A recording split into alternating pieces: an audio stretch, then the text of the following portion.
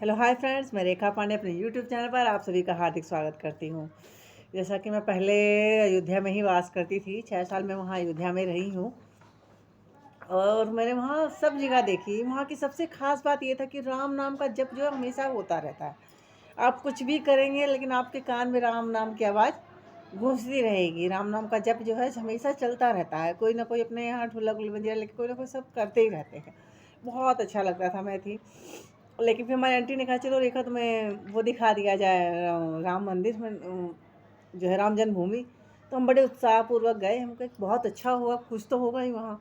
जब वहाँ घुस हम गए तो सिर्फ खाली मैदान मैदान दिख रहा था। चेकिंग तो हुई, सब कुछ हुआ हुआ, लेकिन चलते गए चलते गए चलते गए चलते गए तो हमने देखा एक तिरपाल था, वो भी फटा वटा सा था और उसी से कहीं मैंने राम जी की मूर्ति वहाँ रखी थी। कसम से हमें इतना दुख हुआ एकदम, हम कि हमारा देश जिसमें हमारे राम जी पैदा हुए, जहाँ वो पले बढ़े, जहाँ वो रहे, वहाँ पे हम उनका मंदिर नहीं बना पा रहे हैं। वो तिरपाल उनका रखा हुआ है और वो भी फटा हुआ था। फिर हम आए, हम वहाँ से आए, घर पे आए। हमने आंटी से पूछा कि आंटी क्या बात है कि इनका तिरपाल भी नहीं? कही नहीं बेटा, वो जो कोर्ट का आदेश आएगा तब उसकी तिरपाल चेंज होगी। तो मन में तो बहुत दुख हुआ और कहीं ना बहुत ज़्यादा लगा कि सब कुछ होते हुए भी हमारा देश में और हमारे राम जी का मंदिर हमारे भाव आज था। तो फिर हम यहाँ मेरठ शिफ्ट हो गए। मेरठ के बाद अब फिर फैसला आया, हमारे योगी मोदी जी आए, फिर कोर्ट का फैसला आया कि वहाँ राम मंदिर बनेगा। तब की तो आप बात पूछिए मत, इतना मन खुश हुआ कि चलो फाइनली उनका तंबू जो है, तिरपाल, वो तो हट के उनका प्रॉपर तरीके से घर तो होगा, उनका बनेगा। अब हम ही लोग तिरपाल में रहें। भाव की बात होती है कि मूर्तियों को कहाँ ठंड लगे, कुछ अपना अपना मन का भाव है। फिर हम लोग जब गए वहाँ पे, अब मैं यहाँ ही हूँ, जाती भी हूँ वहीं से, उसी के पुल से होते जाती, विकास देखती हूँ, लता चौक, न्यूज़ में देखते हैं आजकल तो दिन रात खाली न्यूज़ में अयोध्या अयोध्या अयोध्या। कसम से इतनी खुशी होती है ना मन में, इतनी आत्मसंतुष्टि होती है कि मेरे राम जी का मंदिर, हमारे राम जी का मंदिर फाइनली बन गया है, बन रहा है। अभी उसको और अच्छे भव्य तरीके और उसका करा जा रहा है। लेकिन उनका गर्भगृह तैयार हो गया है तो प्राण प्रतिष्ठा समारोह इतना का आयोजन इतना भव्य तरीके से हो रहा है। विदेश विदेश से लोग आ रहे हैं और कसम से इस जो सुख का है, इसका वर्णन शब्द नहीं है मेरे पास कि मैं इसका क्या करूं। लोग कह रहे हैं कि अस्पताल या कुछ, अरे यार, जो हमारे राम जी के घर में, जो उनका घर और जो उनके उसमें होगा, जो उनके प्राण प्रतिष्ठा और जो समारोह, जो हमारे राम जी देख रहे हैं, पूरा देश जो है राममय हो गया है। न्यूज़ में भी, मैं न्यूज़ नहीं देखती जल्दी, न्यूज़ पेपर पढ़ने का शौक है, न्यूज़ पेपर आता पढ़ते हैं, लेकिन न्यूज़ नहीं देखती।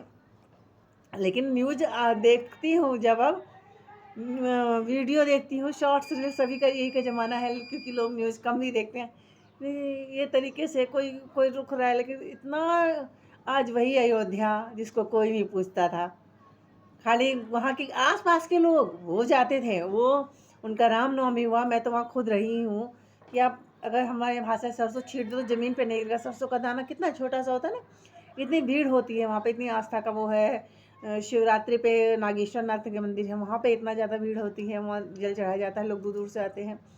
सब चीज़ वहाँ बहुत अच्छे तरीके से है। सावन झूला मेला, कार्तिक मेला, लोग वहाँ पे दूर-दूर से आते हैं, लोग को 1 महीना वास करते हैं कि हमारा प्राण यहाँ तक, बुजुर्ग लोग होता है वहाँ कमरा किराए पे लेकर के रहते हैं कि हमारे यहाँ प्राण त्याग हो, हमें मोक्ष की प्राप्ति हो। तो है राम हमारे आज, लेकिन आज मुझे, मैं कोटि कोटि धन्यवाद करती हूँ अपने देश के राजा जी को, मोदी जी को, माननीय मोदी जी को और माननीय योगी जी का। बहुत बहुत कोटि कोटि आपका आभार है कि आपने हमारे रामलला का, अपने रामलला का प्रॉपर तरीके से, वो तिरपाल जो है ना, वो जिसने जिसने देखा होगा उसका कलेजा जानता होगा कि हमारे भगवान किस तरीके से सुने में थे। हम घर में भी लाते हैं तो उनको प्रॉपर तरीके से मंदिर में रखते हैं, उसको भी हम पर्दा लगाते हैं, उसको ढकते हैं, हर चीज़। और वहाँ मेरे रामलला, हमारे रामलला तिरपाल में थे।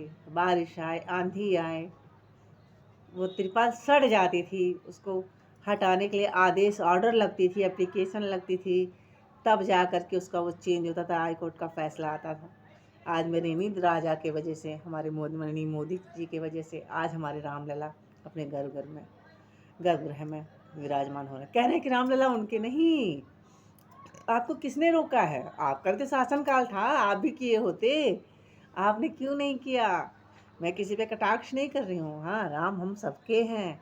आपको बुलाया गया है, आप आइए। लेकिन जो देश के राजा ने कहा है वो होगा।